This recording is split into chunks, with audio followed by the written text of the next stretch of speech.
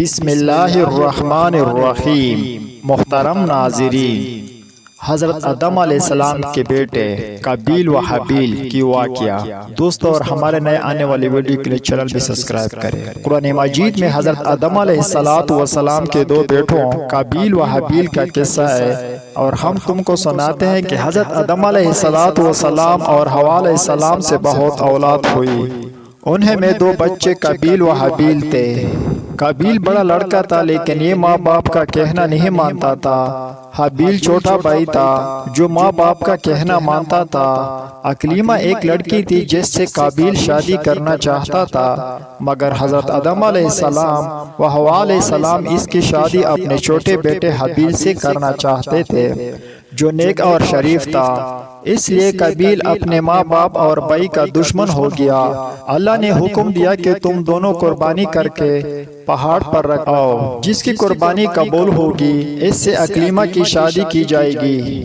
اللہ میاں کو اپنے نیک بندے پسند ہوتے ہیں اور وہ ان کی مدد کرتا ہے۔ آسمان سے ایک آگ آئی اور حابیل کے قربانی کو لے گئی، یعنی حابیل کے قربانی قبول ہو گئی۔ ابھی اس کے بھائی قابیل کو بہت غصہ آیا۔ اس نے حابیل سے کہا کہ میں تجھ کو قتل کر دوں گا۔ حابیل نے کہا، اللہ نیک بندوں کی قربانی قبول کرتا ہے، اگر تم مجھ سے لڑو گے تو میں تم پر ہاتھ نہیں اٹھاؤں گا۔ آخر ایک دن قابیل نے حابیل کو قتل کر دیا۔ دنیا میں یہ پہلا قتل تھا جو قابیل نے اپنے بھائی حابیل کا کیا۔ قتل کرنے کے بعد قابیل کو فکر ہوئی کہ حابیل کی لاش کا کیا کرے، کس طرح چھپائے۔ اس نے دیکھا کہ ایک کوا چونچ سے زمین کود کر ایک دوسرے مرے ہوئے کوے کو دفن کر رہا ہے۔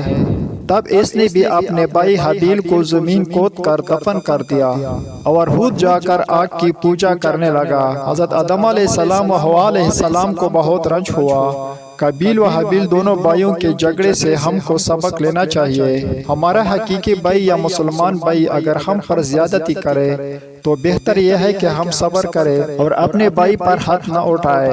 قابیل نے اپنے بھائی کو قتل کیا، قیامت تک لوگ اس پر لعنت کرتے رہیں گے اور آخرت میں اللہ کے غضب کا مستحق ہوا، اور حابیل کو قیامت تک لوگ اچھا کہتے رہیں گے اور جنت کا وارث ہوا۔